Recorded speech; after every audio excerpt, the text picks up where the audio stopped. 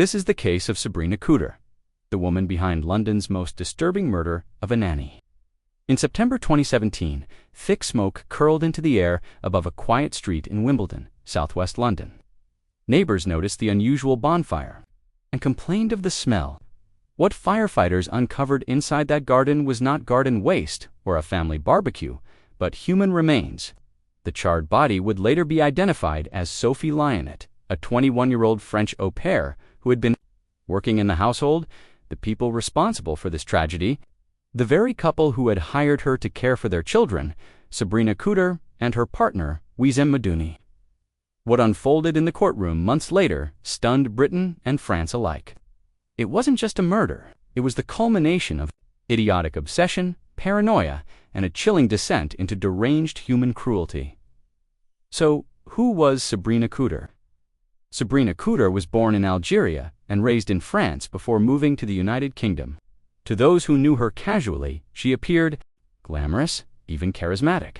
She worked as a stylist and makeup artist, rubbed shoulders with celebrities, and at one point was in a relationship with Mark Walton, a founding member of the Irish boy band Boyzone. But beneath the surface, Cooder's life was chaotic. Friends later described her as manipulative and controlling. After splitting with Walton, she developed an obsessive hatred toward him, convinced he was conspiring against her. In her delusions, Walton wasn't just an ex-boyfriend. He became the villain of her imagined world, supposedly pulling strings to ruin her life. Now, let's talk about Sophie Lionnet, the eventual victim who never saw it coming. By contrast, Sophie Lionnet was quiet, shy, and kind-hearted. She came from Troyes, a small city in France, and dreamt of improving her English while working abroad. Accepting a job as an au pair for Cooder and Medouni seemed like a glorious opportunity. She would look after the children, live in London, and gain experience. Instead, she stepped into a trap. Within months, she was cut off from friends and family. Her phone was taken away, her movements controlled, and her food restricted. By the time of her death, Sophie weighed just over 6 stones, which was barely 84 pounds, which showed evidence of prolonged neglect and starvation. Cooder's paranoia about her ex, Mark Walton, soon consumed the household. She convinced herself that Sophie was secretly working with Walton to harm her family. The evidence, there was none. But in Cooder's mind, it was a certainty. What followed was weeks of psychological and physical torment. Together, Cooder and Medouni conducted cruel interrogations of Sophie, sometimes recording them on a phone. These sessions forced Sophie to make false confessions about Walton. The recordings later played in court painted a picture of a terrified young woman caught in a nightmare she couldn't escape. On the 20th of September 2017, Sophie's ordeal came to an end. Prosecutors believe she was killed during one of these interrogation sessions, possibly drowned in the bathtub. What's certain is that shortly afterward, Cooder and Medouni carried her lifeless body to the garden, placed it on a bonfire, and set it alight. When neighbors questioned the smoke, Medouni gave a chillingly casual explanation. He was cooking a sheep, but the smell of burning flesh was unmistakable. Firefighters were called, and the horrific discovery was made. The trial at the Old Bailey in London began in March 2018. Details of the abuse shocked the courtroom. The starvation, the beatings, the bizarre obsession with Walton, and the cold attempt to erase the evidence with fire. Both Cooder and Medouni admitted burning Sophie's body, but tried to shift the blame for the actual killing onto each other. Neither showed much remorse.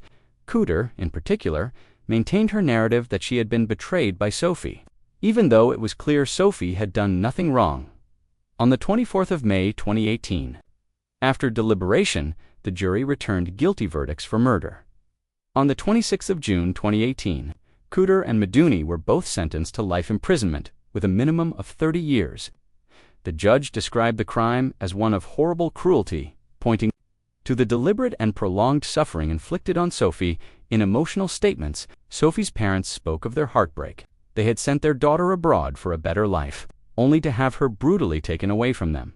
In 2019, both Cooder and Medouni attempted to appeal their sentences. Their appeals were swiftly rejected. So where is Sabrina Cooder now? Today, Sabrina Cooder remains behind bars in the United Kingdom. During earlier hearings, she appeared via video link from HMP Bronzefield, a women's prison in Surrey, though her exact prison location is not disclosed publicly for security reasons.